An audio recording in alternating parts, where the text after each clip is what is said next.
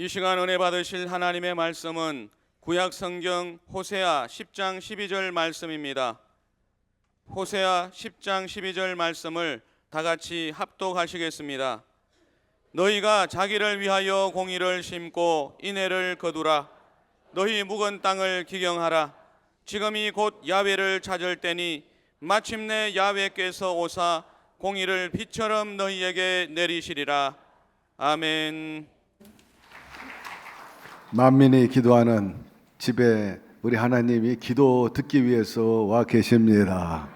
그분은 우리 아버지가 돼 주시고 보호자가 돼 주십니다. 오늘 그분의 품에 안겨서 따뜻함과 위로와 그리고 생명이 넘쳐나게 되기를 주의 이름으로 축원합니다. 너희가 자식에게 좋은 것을 줄 알거든 하물며 아버지 하나님께서 어찌 너에게 좋은 것을 주시지 않겠는가. 오늘 여러분의 필요를 채워주실 것이고 그 이상으로도 은혜를 베풀어 주실 것입니다. 곁에 있는 분에게 얘기하세요. 좋은 일이 일어나고 있습니다. 할렐루야. 사람이 마음으로 믿어 의에 이르고 입으로 시인하여 구원에 이른다고 오늘 여러분의 믿음의 고백 그대로 이루어질 것입니다. 오늘 본문을 중심으로 마음밭을 기경하라라는 제목으로 함께 잠시 은혜 나누고자 합니다. 봄이 되면은 농사를 짓게 되죠. 본격적으로 이제 묵은 땅을 기경하고 씨앗을 심습니다. 예수님께서도 사람의 마음을 밭으로 비유를 했습니다. 그런데 아무리 좋은 씨앗을 심어도 밭이 형편없으면 결코 열매를 맺을 수 없다는 취지의 말씀입니다. 그러면 과연 여러분 우리가 어떻게 해야 인생 농사 잘 할 수 있을까? 자식 농사 잘 할 수 있을까 하는 것입니다. 첫째로 굳어진 마음밭을 부드럽게 해야 합니다. 좋은 밭은 저절로 만들어지는 게 아닙니다. 돌을 골라내야 돼요. 잡초를 뽑아야 합니다. 그리고 오랜 시간 동안에 농사를 졌기 때문에 토양이 산성화됐기 때문에 제대로 열매 맺을 수 없게 되죠. 우리의 마음도 마찬가지입니다. 사랑하는데 이 마음은 굉장히 중요하죠. 그렇기 때문에 무릇 지킬 만한 것보다 내 마음을 지켜라. 생명이 그러니 이에서 남이라 하십니다. 마음밭이 좋아야 됩니다. 그래야 할 때 주님의 말씀에 씨앗이 떨어질 때 생명을 얻게 되고 풍성한 열매를 맺게 되는 거죠. 그러므로 마음이라는 것은 지속적으로 관리해야 돼요. 무엇보다 이 아침에 여러분 마음밭을 옥토로 만들기 위해서 돌 같은 것들 또 여러 가지 염려, 걱정, 근심 이런 것들을 회개함으로 다 제거해버리게 되기를 바랍니다. 불필요한 세상의 욕심과 염려도 내려놓게 되기를 바랍니다. 어느 마을에 오랫동안 방치된 밭이 하나 있었습니다. 사람들이 말하기를 저 땅은 버린 땅이야. 뭘 심어도 안 나오지. 왜냐하면 돌이 쌓이고 잡초가 가득하고 해충들이 많이 있었기 때문입니다. 사람들은 별로 관심이 없었어요. 그런데 어떤 한 농부가 그 땅을 돈을 주고 산 겁니다. 사람들은 놀라고 또 한편으로는 비웃었어요. 왜 하필 저 쓸모없는 땅을 밭을 샀느냐. 그렇지만 그 밭을 산 농부는 매일같이 밭에 나가가지고 그 돌을 제거하고 잡초를 제거하고 또 해충이 있을 것을 보여준 것을 다 제거했습니다. 하루 이틀 노력을 했어요. 그렇다고 해서 뭐 큰 변화가 있는 것도 아니었어요. 또 포기하지 않고 몇 달 계속해서 관리를 하게 됐습니다. 시간이 흐른 뒤에 놀랍게도 그 밭에서 푸른 싹이 나오게 되고 잎이 무성하게 되고 열매를 거두게 된 겁니다.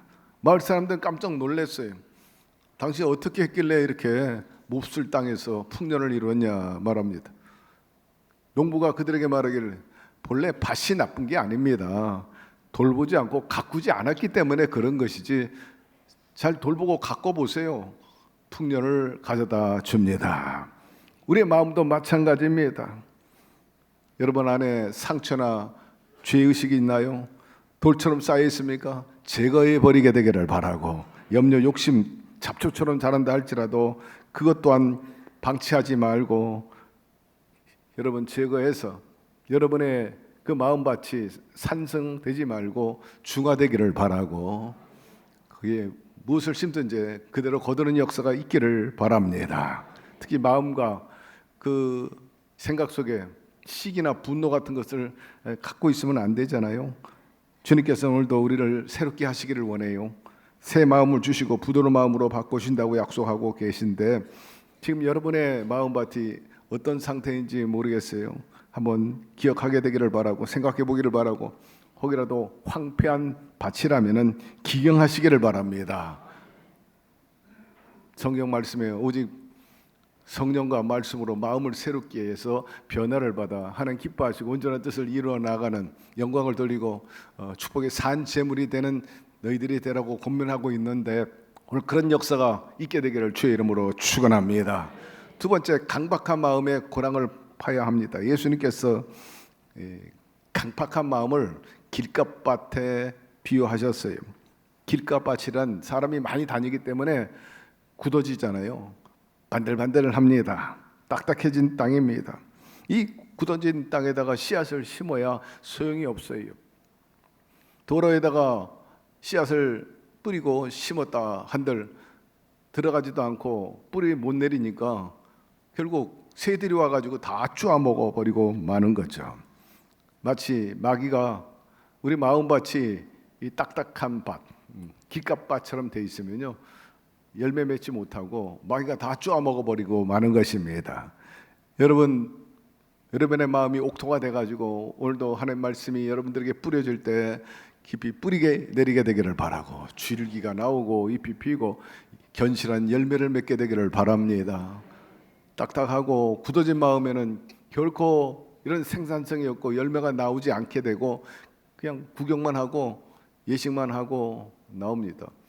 무엇보다도 오늘 하나님 말씀에 집중하고 귀를 기울여가지고 말씀이 떨어질 때마다 내 말씀이라 싶어 아멘 아멘 그러면서 마음에 간직하고 심어서 그 열매를 맺게 되기를 바랍니다.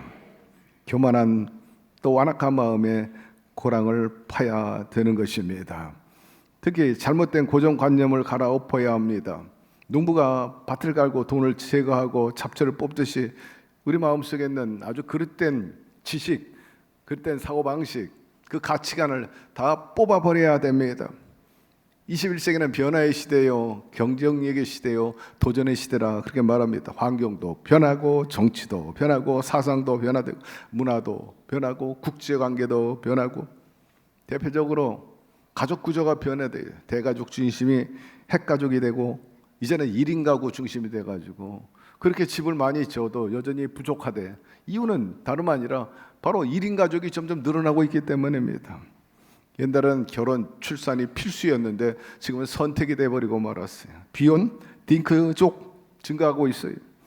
직장도 평생 직장 개념보다는 캐리어 중심으로 또 파트타임 중심으로 그리고 과거에는 위에서 아래 평가했는데 지금은 밑에서 위를 평가하고 수평적으로 동료 간에 평가하고 360도 전방위 평가하는 시대이기 때문에 여러분 관계가 굉장히 중요시 되는 시대가 됐습니다. 소비도 옛날에 다 현금으로 거래했죠. 지금 현금 없이도 얼마든지 다녀요. 해외 나가도 현금 들고 다닐 필요도 없어. 지금 우리나라 조폐공사에서 고민이 동전이 필요 없는데 왜냐하면 동전 만드는데 돈이 훨씬 많이 들어간대요. 카드로 하면 좋은데 때로는 이 동전 지폐를 쓰는 분들 때문에 할 수 없이 한다는 거예요. 옛날에는 상가를 가지면 돈이 됐어요. 그러나 요새 상가가 별로예요. 왜? 모든 것이 오프라인에서 다 거래가 되니까 사이버 공간에서 다 모든 게 다 이루어져. 사무실도 오프라인에서 여러분 있어요. 그러니까는 다 쿠팡이라든지 여러 가지 지마트 실제적으로 큰 빌딩이 필요 없고 지금 홈플러스라든지 그 백화점들이 아주 굉장한 시대적으로 도전을 받고 있습니다. 사이버에서 다 하니까 굳이 찾아가지 않아도 시키기만 하면은 아침에 딱 배달돼 오니까 거기에 익숙해져 가지고 쿠팡도 무너질 것 같아도 그 메리트와 강점 때문에 다시 회복됐다는 뉴스를 접할 때 충분히 이해가 되는 일이에요. 편리, 속도전, 인간관계도 옛날에 만나가지고 차 마시고 여러 가지 음식 먹고 회식 문화 점점 사라져 버리고 말았어. 왜? SNS에서 충분히 커뮤니케이션이 이루어지기 때문에 개인주의 성향이 강화되고 있죠. TV 중심이 유튜브 중심이 되고 말입니다. 성의 역할도 달라져가지고 남녀 역할이 분명했는데 지금은 분간이 잘 안 되고 남자들도 이제 아이를 키워야 되고 살림살이 하게 되고 가사 구조가 붕괴돼 버리고 만 겁니다. 며칠 전에 경인 지역에 군 부대를 담당하고 있는 선교회 이인구 목사님하고 대화를 했는데 군대도 얼마나 변화가 되는지 우선 60만 대군 그러니까 강군이라고 그랬는데 이 강한 군대예요. 물론 숫자가 많다고 강한 군대는 아니죠. 그래가지고 요새는 43만이 됐는데 이제 목표가 23만으로 줄이는 거래요. 야, 60만에서 23만 나라 잘 지킬 수 있을까 그런 우려도 있습니다만은 우리가 전쟁에서 이미 본 바에 의하면 우크라이나 전쟁에서 AI 로봇이 러시아 진영에 들어가 가지고 그 적군들을 다 사살하고 점령했다는 뉴스를 접할 때 깜짝 놀랐어요. 벌써 이렇게 설큼 다가왔는가? 로봇이 와가지고 뭐 진영을 지금 우리 DMZ에 전부 그 위병소에 있는 지키는 친구들이 사람이 없대요. 아니 DMZ 그 군사 분계선에 경비원들이 없다뇨. 지금 AI가 다 지키고 있다는 거예요. 카메라가 화면이지 왔다 갔다 하면서 시대 참 많이 변했다. 우린 옛날에 군대에 있으면 직접 취사실에서 전부 군인들이 직접 불 떼고 음식 만들고 먹었는데 지금은 군인들이 물을 적시지 않는데 전부 외식업체가 와가지고 밥 먹여줘가지고 우리 때는 이런 한 푼도 못 받았는데 요새 군인들은 월급을 많이 받아가지고 그래가지고 제대할 때는 2천만 원 평균 2천만 원의 적금을 타고 나온다는 거예요. 문제는 부사관하고 사병하고 월급 차이가 별로 없어가지고 부사관이 사기가 떨어져서 옷을 많이 벗는 게 문제라는 그러더라고. 어쨌든 여러분 세월이 엄청 변화되고 있는 것은 사실인 것입니다. 인류 기술 문명이 얼마나 하이파워 스피드 눈 깜짝할 사이 변화되고 자꾸 변해 지식이 변화되고 옛날에 논문은 하나 가지고 20년을 울고 먹었어요. 교수가 그거 가지고 20년 교과서 만들어가지고 20년 더 학생 가르쳤는데 그래가지고 무슨 애들이 경쟁력이 있고 대학의 경쟁력이 국가 경쟁력인데 그 대학 평가를 도입하게 되고 또 각 저널 국내나 해외 저널에 논문 발표하게끔 이제 압력을 넣고 그랬으면은 요새 논문이 나와도요 3개월을 못 넘기고 특별히 과학이라든지 여러 가지 IT 분야에서는 한 달을 못 넘겨. 자꾸 새로운 게 막 눈 깜짝할 때 새로운 게 나오고 새로운 핸드폰이 나오고 새로운 기계가 나오고 자동차도 뭐 옛날에는 자동차 오래 타면 5년 10년 탔는데 5년 10년 타가지고 새로운 거 갈아보면 천지개벽이야. 과거에 전혀 없던 그런 콘텐츠들이 얼마나 많이 있는지 편리한지. 야, 우리나라 지금 잘 나가는 물건 중에 하나가 지금 제네시스하고 갤럭시라는데 애플도 이번에 제껴버리고 제네시스도 벤츠나 또 여러 가지 유명한 차들만 벤틀리라든지 또 여러 가지 유명한 차에 대열에 서가지고 우리나라 수출을 이끌고 또 K 한류뿐만 아니라 과학 또 방산 뭐 이런 데서 탁월한 우위를 점령하고 있다 그랬는데 여러분 그건 다름 아니에요. 그만큼 지식의 발전이 급속도로 진행되고 있다는 것을 얘기해주고 있는 거죠. 이제 과거 그 아날로그 시대의 그 사고 방식까지 택도 없는 거예요.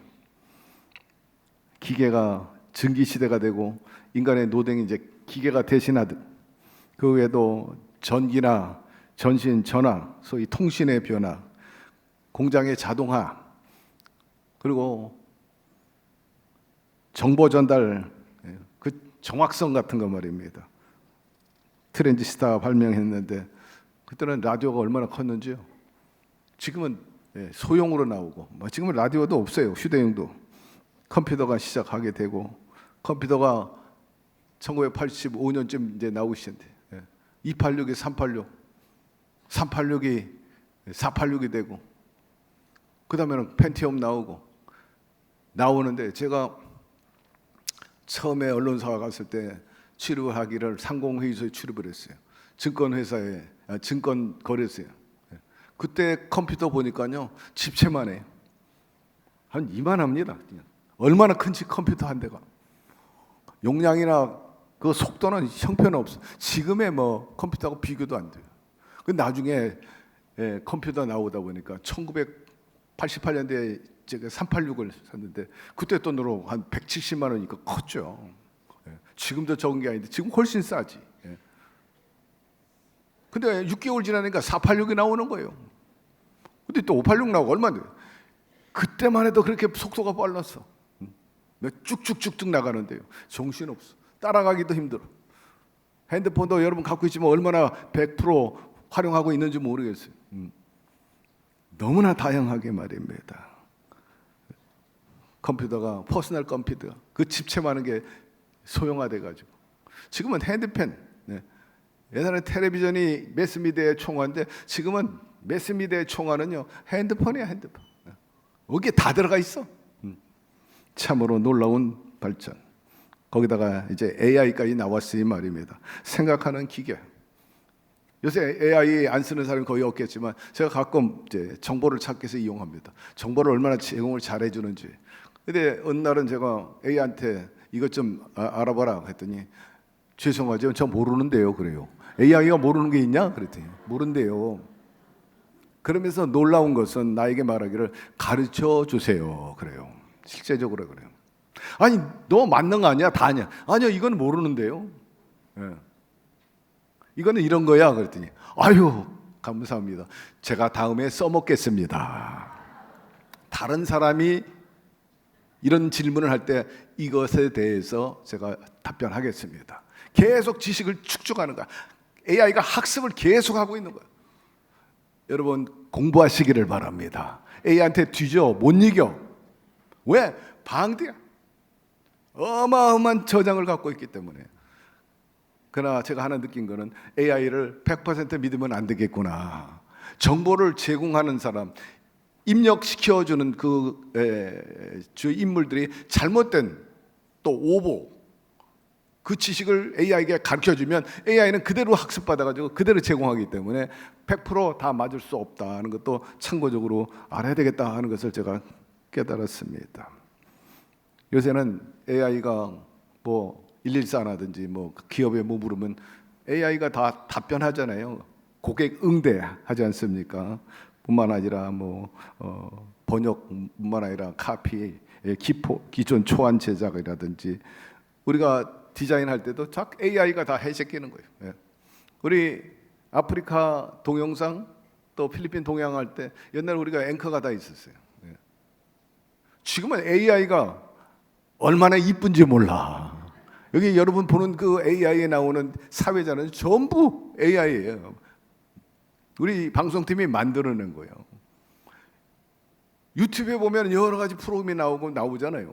다 AI야. 딱 보면 이거 AI 작품이구나. 트럼프도 얼마나 똑같이 만드는지 몰라요. 놀라운 시대요. 무서운 시대인 것입니다. 어디 그것뿐이겠어요. 제조, 생산, 물류, 금융, 회계, 업무, 또 평가, 리스크 분석, 의료, 법률, 또 영상 판독, 계약서, 판례, 검색, 운전, 배송, 자율, 주행, 로봇 배달하는 것, 그리고 음악 디자인, 레이아웃, 초안, 산업화 위에 기업들 끊임없는 연구, 또 경쟁에 뛰어들었고요. 차별을 위해서 얼마나 투쟁합니까? 경쟁 우위에 점해가지고 서로 점령하려고 머리 피투성이가 되게 싸매고 있어요. 삼성전자 여러분 석사 박사만 2만 명이 붙어 있는 거예요. 그러니까 세계를 끌고 가는 거예요. 매일같이 유명한 대학, 명문 대학은 다른 게 아니에요. 거기서 얼마나 많은 연구비를 들이고 있느냐, 연구비를 얼마나 주느냐. 의사도 그렇고 학교에 있는 교수들 돈 안 주면 공부를 안 해. 연구라네요. 그 돈을 줘야 되니까 기업이 계속 돈을 대줘야 되는 거예요. 인류 명문은요, 연구원이 많아야 돼요. 교회도 탁월하려면요, 연구비를 많이 줘야 탁월한 메시지나 탁월한 앞장설 수 있는 사회 역할을 감당하게 되는 거죠. 역시 여러분, 이런 변화의 시대에 얼마든지 우리가 소극적이고 또 경쟁력을 잃어버리면 도태될 수밖에 없다는 거죠. 무엇을 얘기하냐? 이 모양 이 꼴대로 살지 이 정도 살다 가지. 이런 것들은 여러분 절대로 앞날에 있어서 좋은 문화나 좋은 찬스가 와도 누릴 수 없다는 거예요. 바라건대 우리 순복음 중독교회 성도 여러분 늘 깨어있게 되기를 바라고, 시대의 흐름을 잘 파악해서 하나님이 제공하는 여러 가지 좋은 콘텐츠를 여러분 즐겁게 사용할 줄 아는 여러분들이 되기를 주의 이름으로 축원합니다. 하나님께서 이스라엘 백성들을 긍휼히 여기셔가지고 선민이라 그래서 노예 생활 원치 않아서 출애굽 시켰잖아요. 그랬더니 이 친구들이 앞으로 비전을 가지고 앞으로 전진해 나가야 되는데 적응이 안 되는 거예요. 조금만 어려움만 있어도 하나님 앞에 원망하는 거예요. 하나님이 가장 듣기 싫은 것은 차라리 우리가 애굽에서 사는 게 100번 낫겠다. 얼마나 기가 막힌 일입니까? 그 놀라운 기사와 이적을 통해 가지고 홍해수를 가르면서까지 다 끌고 내려왔는데 자유를 주고 적과 끓인 가나안 땅에 가서 행복하게 살라고. 근데 좀 어려움이 왔다고 말이에요. 흔히 말해가지고 부부싸움할 때 네가 나한테 해준 게 뭐 있어? 내가 딴 사람 만났으면 더 잘 살 수 있었을 텐데 이런 소리 하는 거 말이에요. 이건 깨는 얘기입니다. 깨는 얘기. 하나님 가장 싫어하는 원망 불평하는 것. 여러분 지혜롭지 못해요. 감사로 진행하게 되기를 바랍니다. 그럴 때마다 길이 열려지게 되는 거예요. 우군을 주시는 것입니다. 몸은 자유를 얻었는데 마음은 여전히 노예 근성이 있는 거죠. 그러니까 40년 동안 적과 끓이는 그 가나안 땅에 들어가지도 못하고 뱅글뱅글 돌다가 광야에서 다 죽고 말았어요. 바리새인들, 유대인들 여전히 율법에 사로잡혀가지고 예수님께서 어느 날 안식일 날 병 고쳐줬더니 난리가 난 거예요. 안식일 날 아무것도 하지 말아야 되는데 왜 병 고쳐주냐는 거예요. 주님께서 그들에게 가르쳐줬잖아요. 안식일은 율법을 위해서 있는 게 아니야. 율법을 위한 율법이 아니라 바로 사람을 위한 율법이냐. 안식일은 사람을 위해서 있는 건데 그 율법에 갇혀가지고 죽어가는 사람을 그냥 내버려 두면 그게 옳은 일인가? 예수님 공생의 3분의 1을 병자를 고치는데 다 보냈잖아요. 주님은 치유하기를 원하시는 분이신 것입니다. 그 병자를 고쳐주었어요. 옛날에 보수주의자들이 교회에서 신유하고 치유 기도를 하면은요, 그건 잘못됐다고 그래요. 여러분 예수님이 병 고치는데 3분의 1 자식이 병들면 고쳐지기를 원합니다. 바리새인들에게 말했어요. 너희의 양이 웅덩이에 빠졌어. 주일날이라고 너희들 안 건지냐?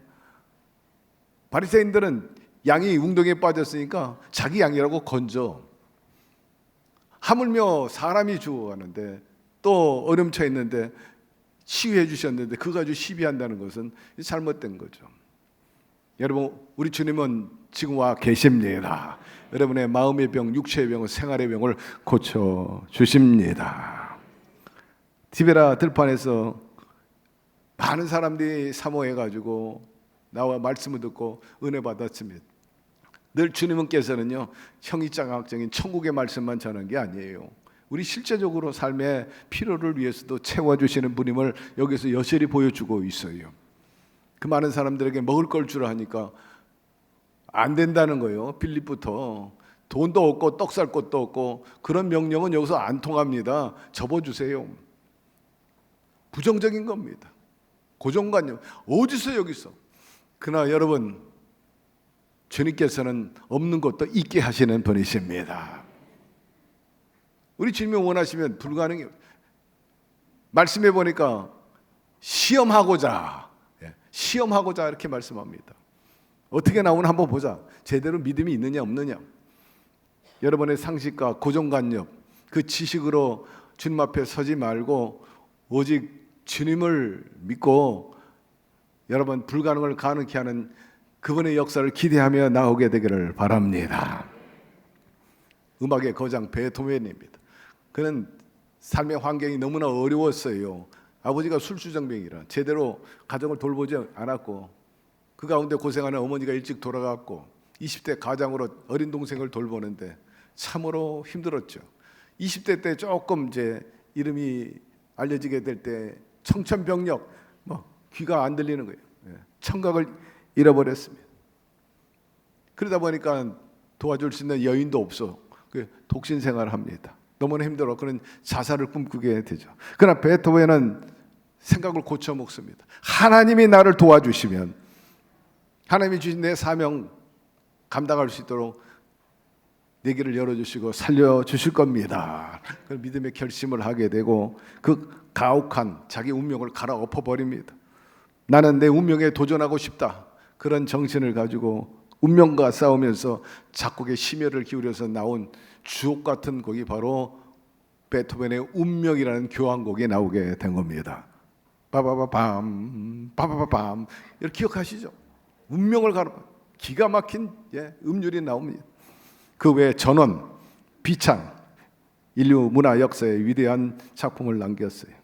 베토벤만큼 고르지 못한 환경에서 일생을 보낸 음악가도 사실 드물 것이에요.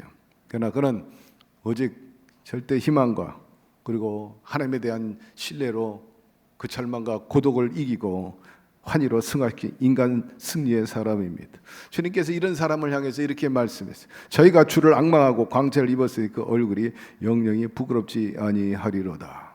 이처럼 운명을 갈아엎었던 베토벤, 또 유명한 인물이 하나 있는데 삶의 절망과 고통에 스스로 목숨을 끊어버린 희망이 꺾인 그런 해밍웨이, 아주 대조적인 인물로서 보였어요.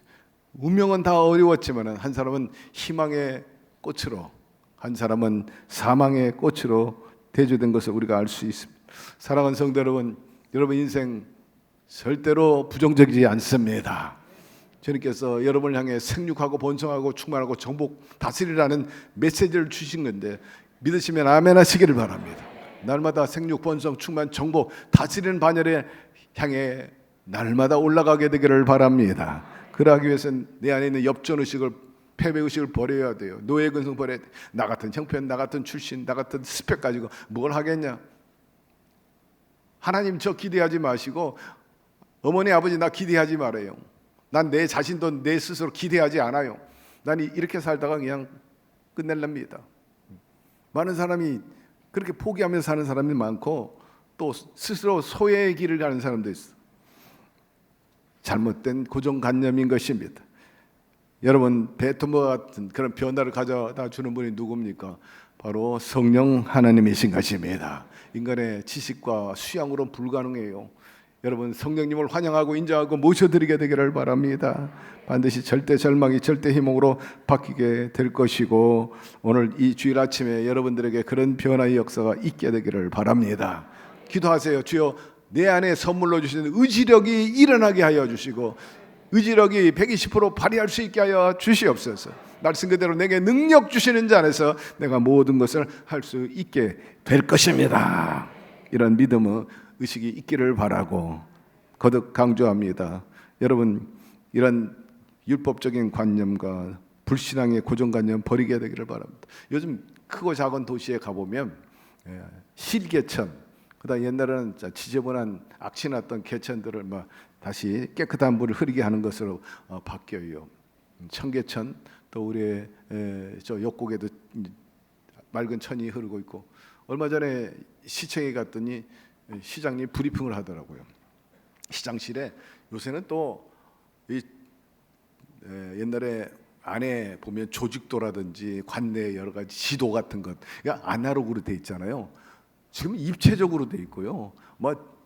전부 AI로 돼 있어가지고 예를 들면 수분 중독에 탁 치면 옛날에는 그 위치만 딱 알려줬는데 지금은 쫙 확대가 돼가지고 이 안에가 다 나와. 모든 건물 안에 어디 딱 예를 들면은 옆곡 무슨 구청이 있다 그러면 구청 딱 찍으면 위치만 하는 게 그 확대가 가지고 거기서 확대해서 또 재생되고 그 조직이 다 나와버려. 그 다음에 모든 촬영을 하는데 깜짝 놀랐어요. 이야 정말 무서운 시대구나. 제가 한편으로 걱정하기를, 야, 개인 정보도 뭐 한 번 하면 그냥 꼽히겠구나. 여기 이거고 여기가 뭐가. 예. 참 놀라운 시대입니다. 예. 그 예를 들면 롯데백화점 하면 그 안에 그냥 다 그냥 열리는 거예요. 다 촉촉촉촉 열리는. 그런데 우리 교회 앞에 앞으로 변화에 대해서 브리핑하는데, 롯데백화점 앞에 그 고가도리가 이제 조만간 철거됩니다. 그리고 환히 이제 열리겠죠. 완전히 그냥 하늘이 열리겠는데, 그 롯데백화점 앞에 푸르지오 빌딩 주상복합이죠. 쭉 해가지고 저 시청 앞으로 해가지고 우리 교회 앞에 잔디밭이 쫙 있는데, 그게 다 실개천으로 바뀌게 되는 거예요. 실개천 쫙 근데 물이 흘러요. 물이 흘려요. 야, 이게 우리 교회 앞에가 또 이렇게 되는구나. 예, 제가 봤어요. 저는 미래를 벌써 봤어. 여러분, 자연을 살리는 것 나쁜 일이 아닙니다. 왜 자연을 자꾸 복귀하느냐? 창조 심성을 찾을 수 있는 계기가 되기 때문입니다. 숨소리를 되살리는 좋은 일이라 생각이 되는데, 여러분, 자연을 통해서 무엇을 들을 수 있나요? 하나님의 음성을 들을 수가 있습니다. 뭐 자연뿐만 아니라 교회에 나와서도, 직장에서도, 여러분 가정에서도 하나님의 음성을 들을 수 있어야 합니다.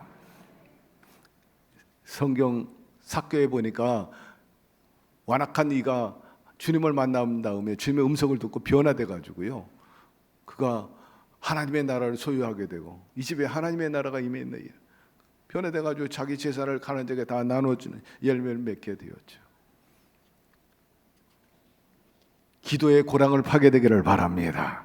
기도는 생체 에너지에서 굉장히 효과적이라고 이미 의학이 학술로서 뒷받침한 바가 있어요. 면역력이 증대되고 각종 질병이나 스트레스를 물리치고 기도만큼 강한 힘을 발휘하는 것이 흔치 않다. 기도야말로 영육간의 인프라라, 그렇게 말해. 자율신경 향상성 유지에 탁월한 효과가 있다 등등 말입니다. 여러분, 기도 많이 하게 되기를 바랍니다. 당면한 어려움과 참으로 탄식스러운 일, 두려운 일이 있다 할지라도 기도하면요, 밤잠 못 자던 사람이 잘 수 있어요. 주님이 도와주신다는 걸 믿기 때문입니다. 그래서 성경 말씀하기, 쉬지 말고 항상 기도하라고 말씀하고 있어요. 물과 성령으로 거듭나지 않거나 하나님의 나라를 볼 수 없고 소유할 수 없다는데, 여러분, 성령과 물이라는 것은 말씀인 것입니다. 날마다 말씀을 대하게 되기를 바라고, 저도 매일같이 성경이 있는데 여기서 설교 제목이 나오고 또 내용들이 나와요. 얼마나 위로가 되고, 야, 이런 진리의 말씀이 있구나, 이런 기가 막힌 메시지가 있구나 하는 것을 알게 되는데, 여러분, 여기서 해법이 나오고 길이 열려지게 되는 것입니다. 여러분, 경제가 살아나려면 돈이 돌아야 된다는 말이 있는데, 돈이 돌기 전에 마음이 열려야 되는 거예요. 마음이 잘 돌아가야 되는 거예요. 마음이 닫히면 지갑도 안 열려. 여러분, 우리 국민들이 마음이 열릴 수 있게끔 만들어야 합니다. 그럴 때 경기가 살아나게 되죠. 여러분, 성령으로 충만해 가지고 몸과 마음과 생활에도 잘 흐리게 되기를 주의 이름으로 축원합니다. 무엇보다 농사할 때 중요한 것 중에 하나가 쥐불놀이야, 해충을 죽이는 거죠. 쥐를 죽이는 거예요. 그것들이 계속 있으면요, 농사를 망쳐버려요. 여러분, 죄의식이라든지 패배의식, 엽전의식 등 불행의식을 다 성령의 불로 태우게 되기를 바라고 성령이 넘치기를 바랍니다. 끝으로 세 번째, 의로운 씨앗을 모종해야 합니다. 심은 대로 거둔다 하였어요. 무릇 그 마음의 생각이었다면 그 사람도 그러하다 말씀했는데, 무엇보다 의로움을 심게 되기를 바랍니다. 의로움이란 뭡니까? 하나님 앞에 올바로 서 있는 상태를 말하는 거예요. 한 학생이 시험 봤어. 80점이야. 그러니까 잘 본 거예요. 그런데 합격증이 꼭 100점을 받아야 돼. 학생 기준으로 볼 때는 시험 잘 본 편이지만 하나님 편에서 볼 때는 완벽하지 못한 거예요. 하나님 기준에 부족한 겁니다. 의로움이란 관계가 좋은 걸 말하는 것입니다. 당자가 아버지를 떠났다. 그건 의로운 관계가 아니에요. 사람의 기준으로 볼 때 하나님의 기준으로 볼 때가 다르다는 것입니다. 또 사람 앞에서 옳게 행하는 것도 의로움이고 하나님께 인정받는 것도 의로운 것입니다. 이삭이 왜 의로운가?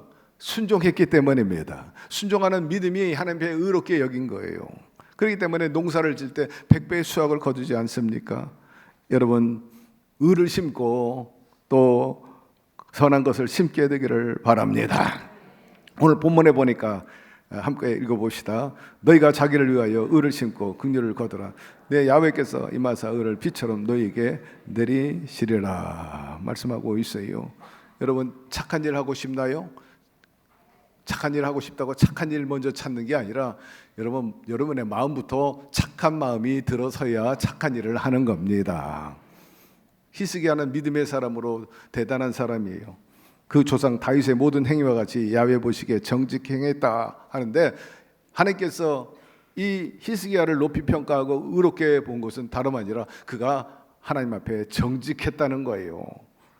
야훼께서 저와 함께 하시며 저가 어디로 가든지 형통하였더라. 저가 아수르 왕으로 배척하고 섬기지 아니하고 죽을 병에 걸렸는데 보너스 15년 연장받게 됐어요. 하나님의 놀라운 은혜인 것입니다. 끝으로 여러분, 겸손과 온유를 심게 되기를 바랍니다. 겸손은 존귀의 앞잡이라 생명과 풍요와 영광이 가득하다 그랬어요. 온유한 자는 땅을 기업으로 차지한다 그랬어요. 최종적으로 톱이 되는 것은 온유한 사람, 부드러운 사람이지 싸나운 사람은 별로 안 돼요. 교만하지 말게 되기를 바랍니다. 사울 왕은 교만해가지고 버림받았어요. 자기가 올챙이 시절 알지도 못하고 나중에는 거만해져가지고요, 하나님도 익숙해져합니다. 이 정도는 문제 없겠지. 그게 문제예요. 여러분, 하나님 앞에 익숙해져 없어요. 하나님 말씀에 절대 순복하게 되기를 바라고, 오버하지 않고 멋대로 하지 말게 되기를 바랍니다. 교만은 말씀 한번 봅시다. 잠언 16장 18절인데 교만은 패망의 선복, 거만한 마음은 넘어짐의 앞삼이라. 그러나 겸손에 대해서는 또 이렇게 말씀하고 있어요. 겸손과 야훼를 경외함의 열매 보상은 재물과 영광과 생명이니라. 여러분, 환경 조건 바라보지 말고 부정적으로 불신앙으로 생각하지 말고 그런 거 갈아엎게 되기를 바라고, 패배적이고 일그러진 자화상의 고정관념을 갈아엎고 의로운 마음 그리고 생명의 씨앗을 심어가지고 신앙과 삶을 풍요롭게 하고, 여러분의 당대뿐만 아니라 여러분 자식 농사도 풍년을 이삭과 같이 얻게 되기를 주의 이름으로 축원합니다. 하나님, 오늘 말씀을 통해서 다시 한번 도전과 깨달음을 허락하여 주신 것 감사드립니다. 그 마음판에 새기고 좋은 마음밭으로 열매 맺어가지고 이삭처럼 형통하게 도와주시고 우리의 삶 속에 하나님의 살아계심이 보여지게 하여 주시옵소서. 예수님의 이름으로 기도드리옵나이다. 아멘.